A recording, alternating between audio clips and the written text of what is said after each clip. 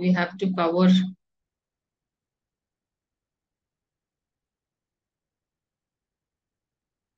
So, welcome to course 1. Today is our third class, and we would be doing ethics. Ethics required for a profession like counseling. Okay. So, yesterday we were doing the characteristics that are to be developed and managed by a psychological counselor, right? And today, ethics, because uh, a profession like counseling, in fact, ethos means, way of living. It's a Greek word basically. So there are principles, values, guidelines, which actually uh, are concerned with, what is morally right and wrong behavior. It will create, some kind of standards, and which is very important for counseling. I think you can understand by now. According to Akinade, I wanted to read this in fact. Ethics are normative in nature and focus on principles and standards that govern relationships between individuals such as counselors and clients. Okay. So what are the general ethical principles that are to be followed? These are the fundamental guidelines anyway, right? There are certain fundamental guidelines for any profession as such. But for this profession more so because, depending on the field, certain principles might differ, but there are certain principles which are universal for any profession, like personal benefit, social benefit, principle of benevolence, um, yeah, principle of harm, honesty, lawfulness, autonomy, justice, rights, and all that, right? But ethics in counseling, especially here, it's like, the counselor behavior and maintaining professional standards with the clients is very, very important. So the most important, moral guideline, because we have to give the guarantee to the clients, so that the first important ethical principle that is to be followed is the confidentiality. Yes, confidentiality. So counselor must protect confidentiality, number one, and they must have cultural competence at the same time, expertise, right? And they need to have continued, education and training. And they themselves must seek appropriate supervision time to time. And they must be culturally sensitive, and they must have, respect for diversity, right? Because they must have a clear understanding of the diverse cultures, cultural values, beliefs, and history of, different cultures too. And always, informed consent. Yeah, they must get informed permission from the clients, right? So here it is like, providing the clients with detailed information about the counseling process, including, what could be the goals, strategies, uh, the potential dangers, rewards, or any other, alternatives, right? So counselor must describe the nature of the therapeutic method beforehand and take the consent from the client. That is very important. And counselor, first of all, the last, important thing is here, they must know the boundaries. Counselor must have a clear, understanding about the boundaries in counseling, because the they must avoid some kind of, multiple connections with the client, like, personal connection, social or financially engaging with clients. It will definitely, damage or jeopardize the therapeutic relationships. So must avoid all these things. So Why do we need ethics in counseling means, definitely the integrity of the counselor must be maintained and managed, and hence, if it is to be protected, then better follow the ethical principles and standards. Very important, right?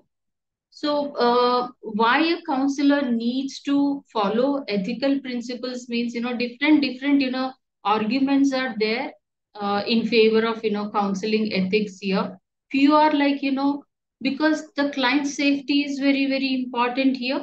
As I already, like shared with you, confidentiality, guaranteeing about, right kind of services for the client and all that. So, for maintaining all these, the counselor must follow ethical standards.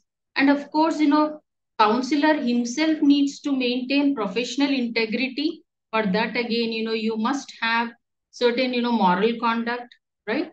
And number three here, ensure informed decision making, and client must be given some kind of freedom and autonomy, right? Encouraging some wise decision making here. So they must know the objectives, strategies, drawbacks, advantages, everything should be provided. That information is to be provided to the clients here. So it's like, ensuring informed decision making and client autonomy. And then, yes, managing ethical dilemmas here. See, they counselor can make well informed decisions when faced with ethical dilemmas if they have a clear set of guiding and ethical principles. Otherwise, there are going to be n number of dilemmas to both counselor and client. So hence, they must go through all these principles and ethical codes so that, it is very clear to both counselor as well as to the client, before taking the informed, consent and all that. And another important thing is, unless and until there is some kind of licensing and certification in the professional, areas, as it is done in USA, in few other countries as well, right? So it's kind of, a legal control for the practice of such professions, right? Very important. So it's like, legally, if it is legally recognized, in fact, it is going to increase the professional standards. Professionally, the position is going to be more and more, respected also. So India, it is still to come to the notice of, central and state governments, but definitely it is in a much better position at this point of time, because now the government, both at state level, at central level, yes, they have recognized and they have already set standards, right? Professional standards and importance of counselors as well as mental health professionals at various settings like schools, hospitals, welfare centers, right? Even mental health centers, all these positions have been created already. But still, this certification and licensing, it must be legally kind of, definitely, respected. This is what I mean. If the profession has to reach the maturity, definitely, this certification is also important, right? And here, ethical concepts, of course, one thing, I wanted to rehabilitation counseling of India, RCA, that is different. But again, this psychological, in counseling psychology, what I am supposed to say is, about counseling psychology. And of course, ethical practices here, it's the highly, kind of the counseling relationship is a highly professional one. So there is always a danger of its abuse. Okay. This particular topic I'm going to share is very, very sensitive because, there are few counselors who are deliberately misusing the counselor and counselee relationship, because many of the counselees or the clients, they have no knowledge or information about what is actually counseling about. And unfortunately, the counselors are also not very well informed about, yeah, theories and concepts and trainings and all. This is, one set apart from this, even about the characteristics that are supposed to be built, as well as about the ethical code and moral conduct that is to be followed by a counselor. So because of lack of awareness about these things, probably it is being misused. So uh, unethical practices, as I said, they are coming from ignorance, inadequate training, probably, right? And all these should be, or probably, kind of warrant the harshest punishment, both from the government tomorrow. Even, any legal actions can also be taken, because it is a well, kind of deserved position or job these days. So anything that is not legally protected can be questioned. Okay. So the even the public has to be protected against all the possible harm done by these uh, counselors, the so-called, who are ignorant about or not very well informed about the profession. Okay. And here, in the field of counselor has his primary responsibility towards the client, right? So client's safety is very, very important. That is what is to be understood. And counselors, has the responsibility towards the society also, and the responsibility has towards his own self, right? As a member of his family, member of the community. So what I want to conclude it as, ethics are important in counseling because it shapes the counselor's professional behavior and promotes client's well-being end of the day, right? And that is exactly what is expected from this particular profession. So hence, ethics, by now you must have understood the importance of ethics. Okay? So with this, we have completed block 1. So let us enter into block 2. So block 2 is about approaches to counseling. Okay, now you have learned about what is counseling, what are the various types of counseling, what are the characteristics that are important to be a counselor, what are the ethical principles which are universal, as well as special ethical code that is to be learned by the counselors, right? Now another important aspect is about approaches to counseling. So under approaches here, there are different approaches: directive, non-directive, eclectic, multimodal, and integrative approaches here, right? So first, here we would be doing the first topic, unit 4, that is, yes, directive. One second, let me share. Can you hear me? Yes, ma'am. Oh, thank you. One second, please. Share the screen.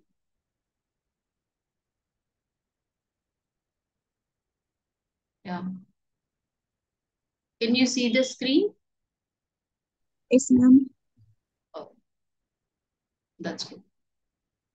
So block 2, approaches to counseling. So first is about directive, non-directive, eclectic, multimodal, and integrative approaches, right? So now we would be doing the first one, that is directive, non-directive approaches to counseling. So, right, characteristics of directive approach or counseling. So in the counseling process here, as I told you, in this particular chapter, we will be dealing with therapeutic approaches. So all these directive, non-directive, eclectic, multimodal, integrative are the various, therapeutic approaches actually. You don't need to get confused about it. Okay. Because all these methods are kind of, representing different concepts or philosophical views or procedures in the area of techniques, also in the area of psychotherapy. So why we are using all these therapies or techniques or concepts and procedures? It is to solve the wide range of psychological, emotional, mental health problems, so that we can provide variety of treatments which are going to aid for emotional healing as well as the personal growth of clients, isn't it? Right? That's why we are following all this. So, in the directive approach to counseling here, it's a highly structured approach, highly goal oriented approach, right, to counseling and psychotherapy. Actually, it totally focuses on supporting the clients by addressing the issue. So, and here, the counselor provides guidance, direction, gives a proper structure, and a very specific treatment is given to reach the client's, desired goal here.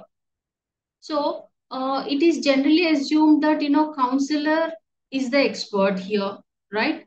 And they are expected to have or equipped with whatever, knowledge, skills, techniques which are going to lead the counseling session very much. Okay. And who is the exponent of this particular approach? E.G. Williamson, right? So, of course, the client should arrive at the solution for his or her problem, of course, but the counselor should assist in gathering all the required information so that the client is to be guided to find the suitable solutions here, right? So, it is very much appropriate, especially during crisis situations here, where the time is really very much limited to address clients concerns here. So what are the characteristics of directive counseling? Means here it is highly goal oriented.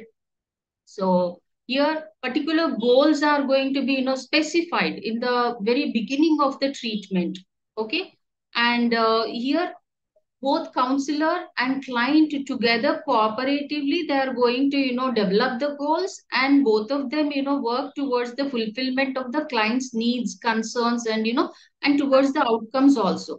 And the counselor's involvement is going to be very active, because they need to continuously give the advice and use the tactics or interventions needed, right? And the structure is going to be highly, the sessions are going to be highly structured here, because they will have already pre learned or pre-defined agenda for that. And all that emphasis is going to be on these specific goals only, right? And goals are to be continuously worked on or addressed, and it's highly time limited therapy, right? So very much time limited, in fact time bound paradigm it is called as. And definitely this particular approach discourages long term relationship in the therapy. So there are various stages also in this. The first stage, you can just make a simple note of all this, okay? First stage is like analysis here. And in the analysis, how do you get the analysis? Through assessments, tests, interviews, etc., etc., right? And synthesis is to actually what are the strengths of the client, limitations, how are they, what are their adjustments, as well as inadequacies or maladjustments. All these are to be summarized properly, organized, and all the data is to be collected, right? That is called as synthesis. And third one is diagnosis. Based on all the data collected, the problem is to be, or the cause of the client's problem is to be diagnosed. And of course referring to the diagnosis, again predictions, what could be the problem here, what could be the further development which is going to resolve the problem. And based on all this counseling procedure is to be developed. Okay. So here actually addressing the needs and the desired outcomes, based on that, strategies and problem solving techniques, communication, scoping skills, and the related action plan, everything is to be organized to reach the desired goal of the client. So, and there are going to be follow-ups too. That is the last stage of it's like helping the client to identify and manage, even if there are going to be any new problems and all that. And the application of directive counseling is mostly with regard to, yes, academic settings, very much it is useful. Learning techniques also very much useful. Career growth especially, right? Because generally, it helps the students to identify their strengths and weaknesses and interests. So naturally, career counseling, directive approach is very, very, applicable here. Whereas there is another, approach to, the next approach is, non-directive approach or counseling, right? So here the name itself, actually refers to the non-directive therapy. Non-directive means it is totally, person-centered therapy, right? So which particular approach it is actually connected to, by now you must have understood it is, following humanistic, concept or humanistic school. Okay. So here, client's involvement is given a lot of importance in the whole process. So who developed this? Carl Rogers. So this type of, counseling actually, it's like, very supportive and compassionate towards the client. Okay. And the client is expected to freely explore their feelings, ideas, and emotions, right? And what are the characteristics of this? Yeah, very much, client-centered approach is the first main characteristic of this particular counseling, right? So counselor is expected to provide a safe, supportive, non-judgmental space for the client, right? Because they're expected to express about themselves. And unconditional positive regard, because they're expected to freely open, up about themselves very honestly. They're expected to express. And only unconditional positive regard is going to allow them to explore and express their feelings very openly and honestly. That's why unconditional positive regard uh, is very important. That means nothing but without conditions, that's all. Okay. And empathy, yeah, understanding the situation and emotions of the client from their perspective, client's perspective, right? And communicate it with, genuine empathy is very, very important. It's not simply understanding, but expression of your understanding is also important. So then only the client will understand that, you are empathizing with their feelings and thoughts. So expression is also important here. And reflection and active listening. So it's like, as you are listening, yeah, I understand. So you went through a lot of pain during that communication. So it's a kind of, paraphrasing, right? So these techniques like, paraphrasing, repeating the client's words. So reflection and active listening, this is another, that's what exactly the characteristic means. So repeating the client's words. So this actually, it shows that the counselor is actively listening to the client's problems. Just imagine the client is sharing, his or her problem, and you are just, looking somewhere. You need to look at them and you have to, paraphrase. You have to repeat what they have said, sometimes, right? That's exactly shows that you're actively listening to them. And non-directive intervention is another important thing. That, like, providing direct solutions, that happens in directive, right?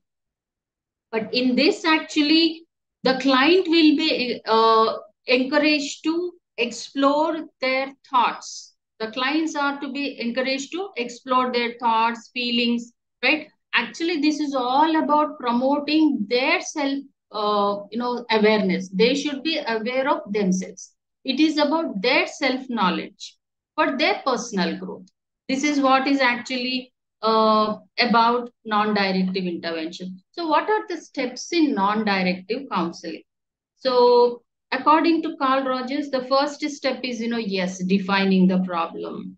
What exactly the problem is, right? And free expression of the feelings, that is the next stage, right? A very friendly environment is to be created so that they can freely express their feelings. Third is development of insight. counselor understanding the feelings of the client, right? So along with the development of client's, insight, that is understanding his thoughts and feelings. That's what his client's insight is all about. Then classification of feelings. So counselor identifying and classifying the feelings expressed by the client.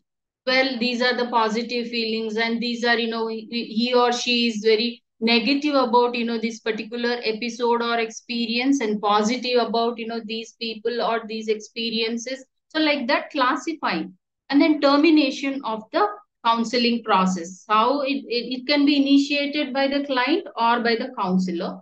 And termination process can begin after reaching a point where the positive steps taken up towards the solution of the problem occurs, and when the decreased need for the help is felt. Yeah, this is what is important. So the counselor, first of all, as well as the client, they must, feel that there is a decreased need for help. I mean, it just comes. Okay. It's very much, understandable that there is a decreased need for these sessions. So then the termination time has arrived. That's exactly how it is to be understood. Well, where can it be applied? Application of non-directive counseling, of course, individual counseling. So generally, utilized in individual counseling, especially when individuals are dealing with anxiety issues, and even, kind of very depression, despair, where they loss of, near and dear ones, sadness, bereavement, and any other life issue for that matter. Individual counseling, wherever there are problems with in individual's life, definitely, this non-directive approach, it works. And group counseling also, here the group in a very collaborative environment, a group is addressed. Okay, for the treatment settings it is provided, and group is addressed here. So the group is allowed to discuss their experiences, share their experiences with each other, so that they can gain some kind of, compassionate feedback from each other. Actually, it gives, kind of because it's a similar ground that has been established, and it gives a sense of belongingness with among the group members. And non-directive counseling can be applied in crisis intervention also. Here, for example, when it's kind of crisis means, some traumatic experiences, especially in life, when you are going through your life process, there can be n number of traumatic experiences. So through non-directive counseling, such crisis can be intervened here. And here, another important thing is, relationship counseling also. Okay. Relationship counseling is something between couples and family therapy. So, during this, these couples as well as, family members, they can be benefited a lot by this non-directive approach, because these expressions are very much promoted, right? Expression of feelings and thoughts and their experiences with each other. So, a very good dialogue takes place, sharing takes place. So, and in a very safe environment too. So, naturally, they're able to work through their difficulties, and that will improve their relationship. Okay. So, and next important thing is, eclectic approach to counseling. Yeah. And this eclectic counseling is the current trend, I would say, even integrated as well as, eclectic approach, because one cannot really confine themselves to one particular approach. As I already told you, any counselor is supposed to be, versatile, flexible, sometimes very, very active, to take decision which particular approach is going to be apt for this particular client, right? Depending upon their problem too, the difficulty of the problem or complexity of the issue here, right? So it's a form of psychotherapy which integrates, various aspects and techniques from several theoretical orientations, right? Because there could be no specific requirements of the individual clients, right? So instead of confining to one particular, theory, these eclectic counselors, they can draw from varieties of these therapeutic techniques, so that they can come up with very flexible, and they set their own personalized therapy strategy for each client. That's what I was talking about, right? So, what are the characteristics of eclectic counseling? So, eclectic counseling, first characteristic is, tailored treatment plans. Yeah. So, this is the capacity of eclectic counseling is to adjust treatment plans to individual requirements. What exactly is the requirement of that particular individual, and what type of intervention is to be developed here? And a lot of examination is to be done into the client's issues, history, preferences. Based on that, the technique is to be developed. That's why it's called as tailored treatment plans. Okay. And next is integrates multiple theoretical orientations. Like for example, eclectic counselors, they are to be experts, in fact well versed, well informed about various counseling theories, right, including cognitive behavioral, psychodynamic, free association, say for example, humanistic, and systemic approaches too, right? So they can draw from all this, the amalgamation of all these, then they try to come up with their own personalized therapy or strategy to handle the intriguing intricacies of the client's difficulties. Then flexibility and responsiveness is another characteristics. Yeah. And this is not uh, constrained by any fixed theoretical concept, right? So there is a kind of flexibility in this particular approach, of course, right?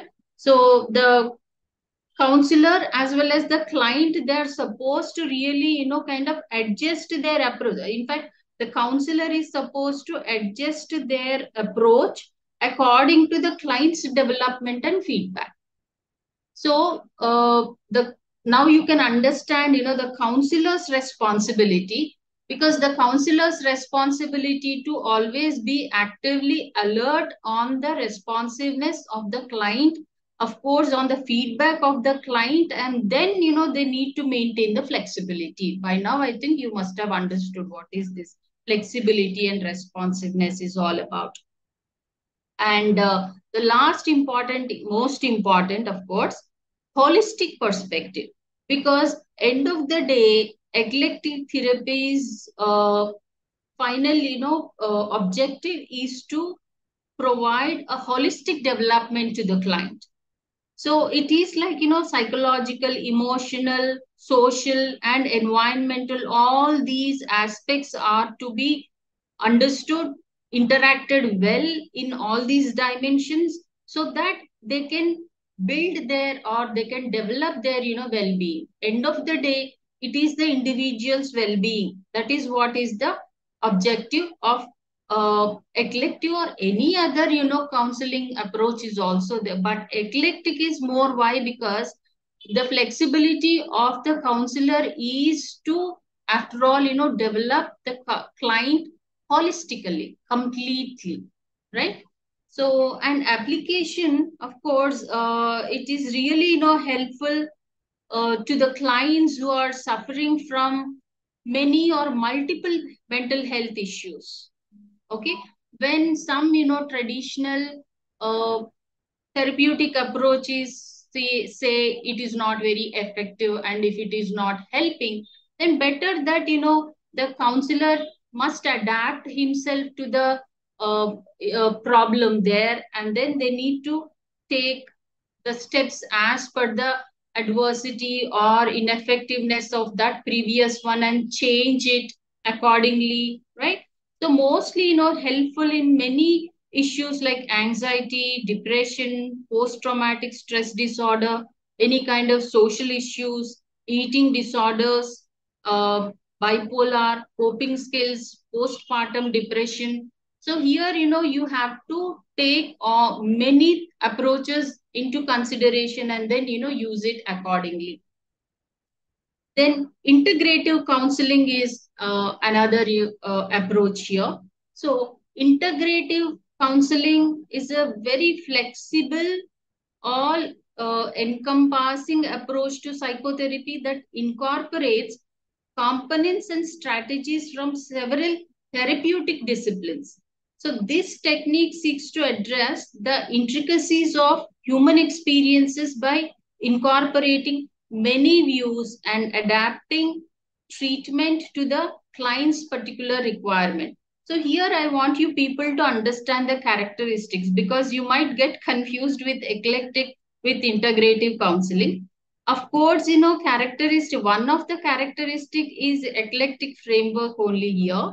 So, integrative counseling also draws a variety of, all the theoretical orientations. Like, for example, cognitive behavioral here as well, humanistic, systemic, psychodynamic, right?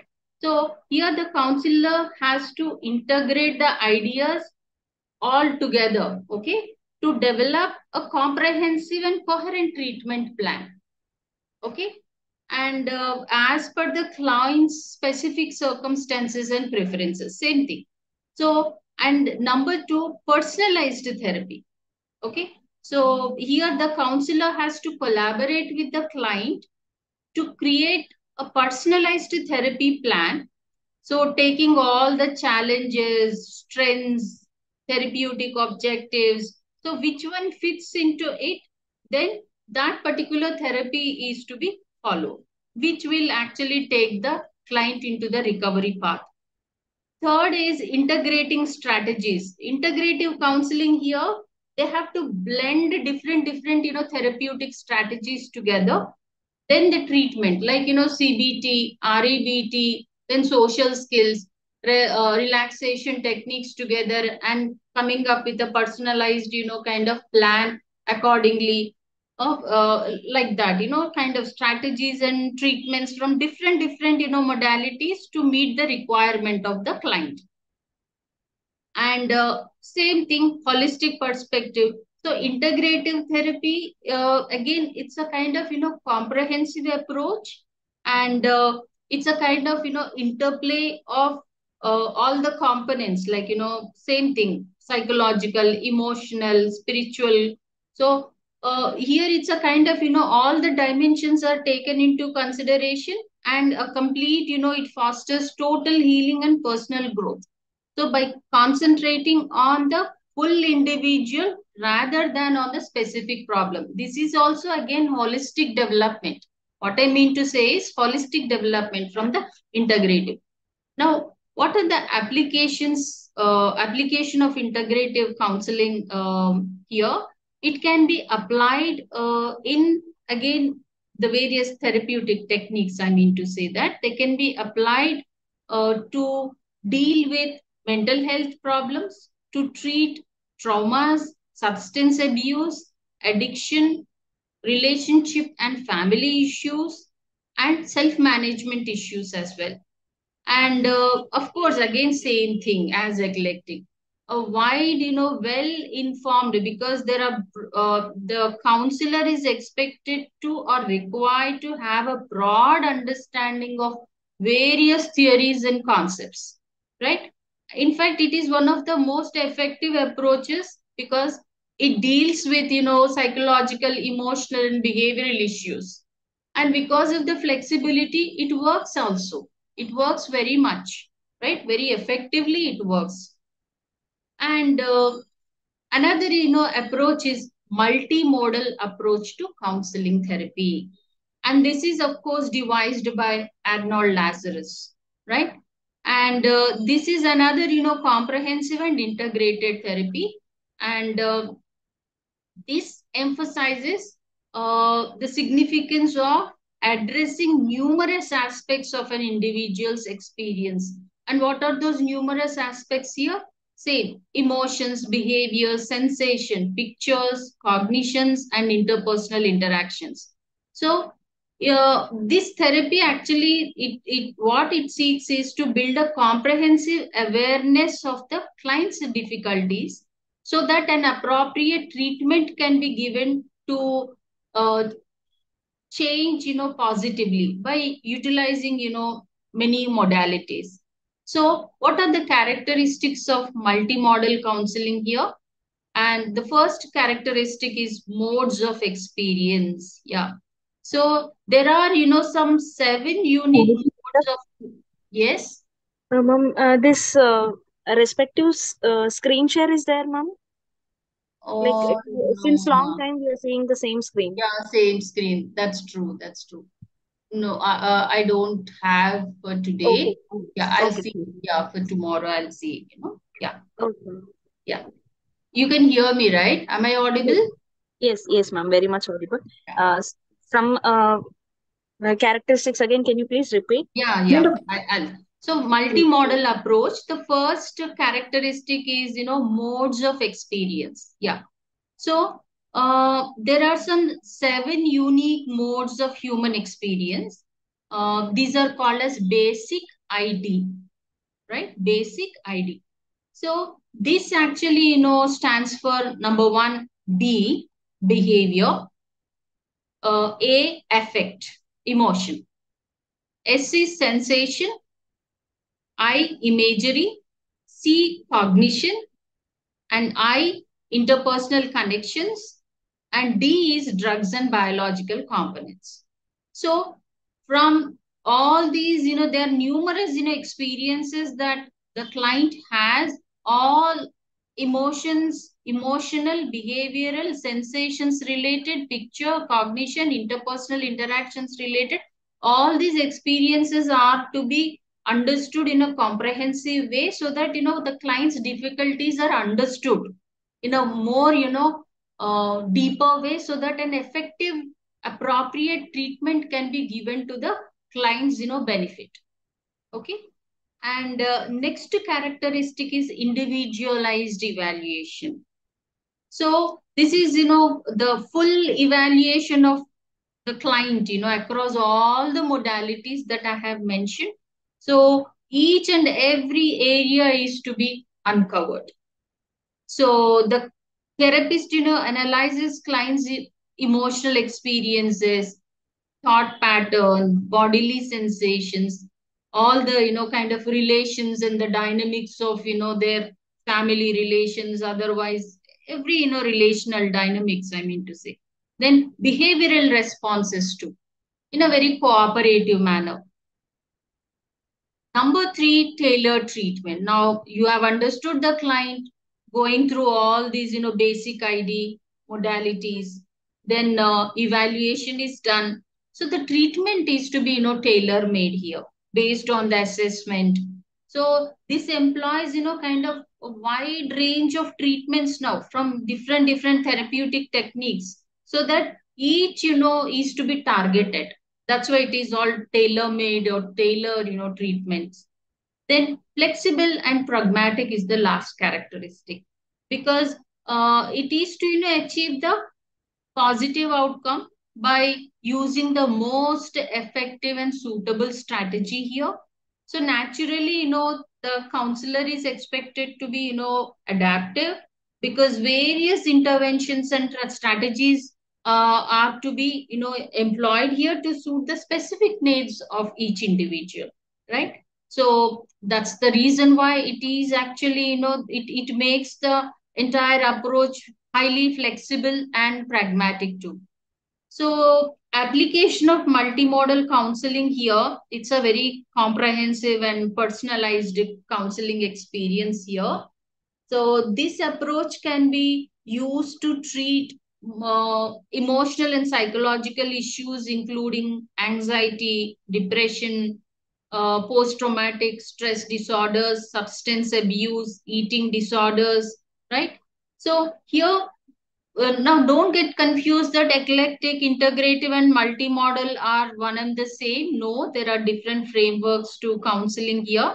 So, combination of various theories and techniques are used in the treatment process, though.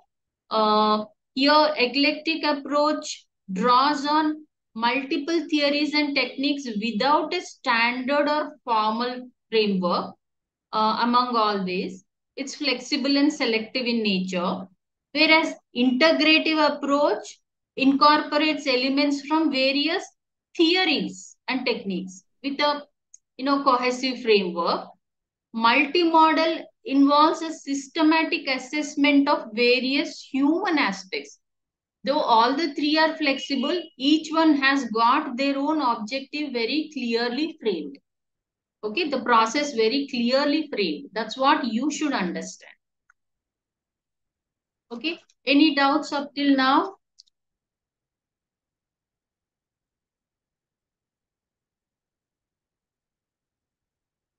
Okay, stop.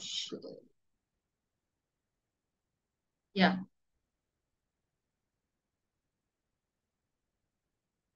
So if you have any doubts, I can just, clear your doubts up till now. Otherwise, I'll enter into the next unit. That seems you're okay. Hello. Good Yes. evening, ma'am. Ma'am, Vaidyam Parvati, right? Okay. books Yes, are ma'am. available in the university. Now, can you repeat the question? Books are available, ma'am. Material. That you can just, ask the persons who are connected with the course. Okay. Hmm. When the faculty comes, you can just, inquire about it. Anything, subject related, you can ask. Otherwise, I can enter into the next unit. Ma'am, actually, under this holistic personality behavior, we have different models, no? Like integrative counseling and multimodal counseling. Actually, you said, combination of treatments or theories will apply based on the client's personality behavior. Actually, one model is different from the other. Yes, Then yes. Hmm. how can we combine and these may inter conflict? I think does the conflict rises over there when we apply all the three together on No, a no, single no. person? See, it's all about, one is about using multiple, techniques together, right?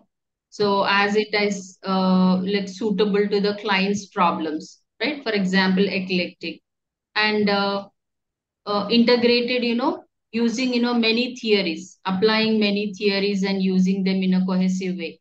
But the final one is, uh, Multimodal.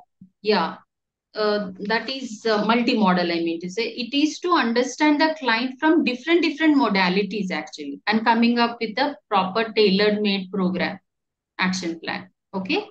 So both have their own, like concepts very clearly, uh, clear framework is there. So they won't, kind of, there's no, way to get confused about each other. Okay. So if in that case, then why this models has been segregated? Like probably I'm not expressing You the. are not able to see, ma. It's like, you should understand the characteristics very clearly. Okay. Uh, So in eclectic, in fact, the characteristics are very clearly given in the eclectic model. For example, it's like, eclectic tailor-made treatment plans, integrating multiple theoretical orientations, and seeing the responsiveness and feedback, right? Taking the responsiveness and feedback from the client, and then and there, using different techniques, okay, now I got. right? Okay. You got the point? Yes, ma'am. Thank you. Ah. Whereas, integrative counseling, you have to, first of all, eclectic framework. Of course, you start with, you take the conceptual, various different theoretical concepts there in a comprehensive way, and you come up with a coherent, related treatment plan. Okay. So the here and multimodal is actually, understanding the client from different modalities. Okay. So, but my, like sincere suggestion or advice to you is, definitely you cannot confine to one particular, approach here. For example, in the next class, I will be taking, Freud's, right? And neo-Freudians. and then cognitive behavioral, theories as well, approaches, or completely, behavioristic theories as well. So all these theories are to be amalgamated, and a personalized, plan is to be made, a tailor-made personalized plan according to the client's needs. That is important here. Okay, ma'am. So in that case, eclectic and integrated, all the three, Yes, or yes, yes, yes. no, are the three, or actually first has to be followed eclectic and then integrated and then multimodal? Is this, I mean, any sequence is there like we have to follow No, no, in this? no. Any one you can follow. Sometimes, if you are using, different techniques, say for example, eclectic Mhm. model, I don't think, you have the experiences at this point of time. As you get your experiences, then you will be able to. But for now, you need to gain the expertise even for all these evidence-based techniques too, right? Okay. So, if you, first of all, you learn the techniques, then you can use them accordingly, right? At this point of time, probably what you can do is, eclectic model, but first, expertise in all the different theories, concepts, as well as techniques. That is important, Okay, ma'am. Okay. right? So Mm. even I'm talking about only, theories, but actually the action plan for you, the training of all these techniques, it's not that easy. So that you can immediately use, if not this, I'll go to that, if not that, probably I can use another technique. It's not like that, you are expected to learn all the techniques. That is important. Are you, first of all, an expert in all the techniques? Okay. Ah, Sorry, my question, like I just got that no, doubt. no, So no. I It's just it's wanted the to right clear. doubt. It's the right doubt. That means, you're following the class very, very honest, committed, dedication. You're following the class. I'm happy about it, actually. Thank you, Madam, ma'am. Right? Yeah, very good, very good. So madam, whatever is the number, actually, that's why I'm giving these last 10 to 15 minutes, today, only for these, general to specific queries of the students. Because anyway, we have to go, with this pace only. You can't help it. So tomorrow I expect you people to read the Freudian's, personality theory also, because I want to discuss about various, Freud's as well as neo-Freudian approaches, because you have personality classes are also taking place, right? After this class, you have that class, right? So just, come prepared with these classes. So to begin with, I'll just enter into Freudian, and then any other madam, queries here? Yeah. eclectic and multimodal. Main difference, please, madam. మళ్ళీ Will మీరు you- same doubt ఎందుకు అడుగుతున్నారు? ఇంతసేపు ఆ అమ్మాయి అడిగింది ఇదే doubt కదా? Okay, okay, సేమ్ డౌట్ కదా అమ్మాయి అడిగింది. okay, madam. సో ఎక్లెక్టిక్ లో ఇక్కడ ఏంటి అంటే ఆ, ఒక ఒక సింగిల్ కౌన్సిలింగ్ థియరీకి కన్ఫైన్ కాకుండా వేరియస్, థెరప్యూటిక్ థియరీస్ లోంచి ఇన్ఫర్మేషన్ డ్రా చేసుకొని ఒక flexible and personalised therapy or strategy అనేది డెవలప్ చేసుకుంటారు according to the clients needs, right? అర్థమైందా? Okay, madam. Yeah. And so next is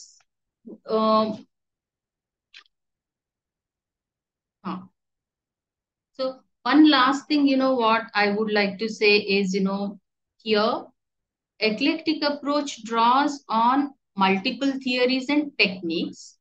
There is no particular, standard or formal framework for this. Okay, ఒక particular ఒక standard framework అంటూ ఏమీ ఉండదు. Different techniques ని ఒక సిబిటి తీసుకోవచ్చు, ఒక ఆర్ఈబిటి, ఎందుకంటే మీకు ఇప్పుడే తెలియదు కదా. You are not very well versed with the techniques yet. You are just, attending the classes. This is the very first, few classes that you have attended.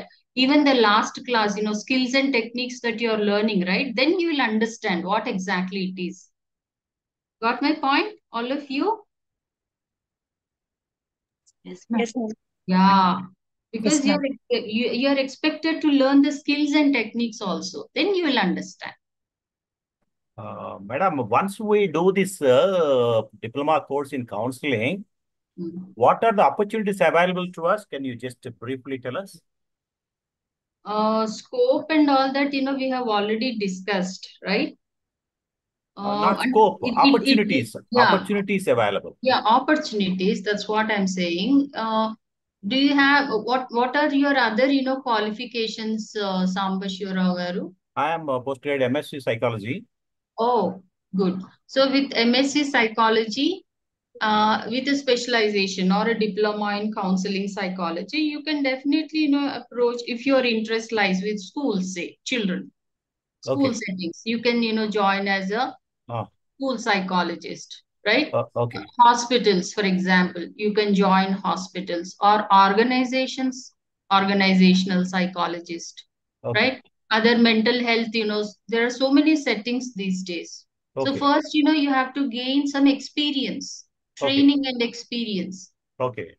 So the your, whatever foundation that you lay for yourself, with your training, you practice, Okay. learning. Okay. So that will make you an expert in the field of counseling. Okay. Okay. Okay. That means we So are there are eligible. a number of opportunities. Yeah, We tell are me. eligible. We are eligible to take up that Yes, assignments. but I cannot say that you can, start off your counseling, this thing, but better that you work in established, organizations and institutions like, right? Okay. Okay. So Okay. first you need to gain experience also. That's Okay. what we have been talking about, like, for example, training. And at the same time, even if you have to update your knowledge time to time, you need to be monitored by the supervisors and keep working in this particular field under experts or experienced people. So that will provide you with the experience, which is very important Okay. Thank you. because technical experience is very important. I think by now you must have understood, Yeah. Yeah. isn't it? Thank you. Thank you very Right? much. Yeah. Yes. Thank you. Any other doubt? Okay. So all of you, those who are attending the class, have done their PG in psychology.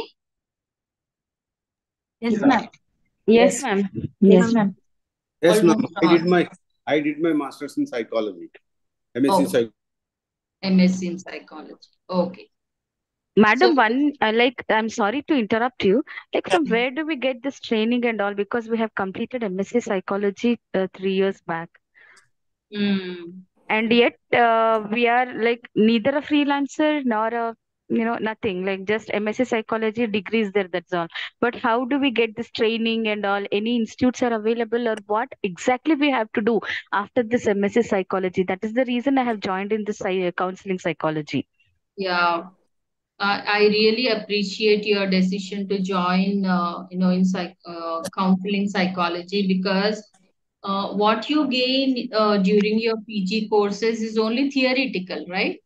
Yes, ma'am. These 9 months you have to churn yourself with the skills and techniques because you have got Okay. a long period to learn techniques and skills. So that Mm-hmm. will give you a lot of confidence and you will develop, a process. You will learn Okay. about the process of counseling, the stages Okay. of counseling and which stage what skill is to be applied, and that is very important. Okay. Okay. It all depends And upon whether you are going to work under someone or you're going to have your own setup. It all depends upon, how trained you are, how skillful you are, how technically based you are. exactly. Once, you gain all that, you can Hmm? have anything. You can work under someone, you can work in an organization, you can have your own setup, but you should keep, monitoring, by the supervisors as well. No one, Okay. Okay. gains all the skills, overnight, right? Yes. Yes. Yeah. How do we get this practical things? Like, I wanted to just know that, like, this practical, like, I heard a lot about internships. Right. So please could you suggest this in like we have a lot of classes, right? You And can do some, every research about this, Ma. uh-huh. Yeah, even, for the schools, now, schools and hospitals and welfare centers or mental health, centers. So Huh? counselors are very much needed. I don't think, all the schools have counselors as such, isn't it? Okay. Yes. So this is one particular area, very, very needed area, right? So not many technically trained counselors are available around. So this is one opportunity for you where you are given with a very long period of time to get trained. Okay. Yeah, to become, experts in this particular field. At least, learning certain, important skills, the process of, counseling, that is to be understood to make you Yes. an effective counselor. ఎందుకంటే అది కాకుండా నేను ఎందుకు కావట్లేదన్న question అడగొద్దు. First Okay. నేర్చుకోండి. Okay. Okay, so thank you and see you tomorrow. Yeah. Okay. Thank you so much, Thank you, ma'am. ma'am. Bye. Thank you. Thank you so much, ma'am. Thank you, ma'am.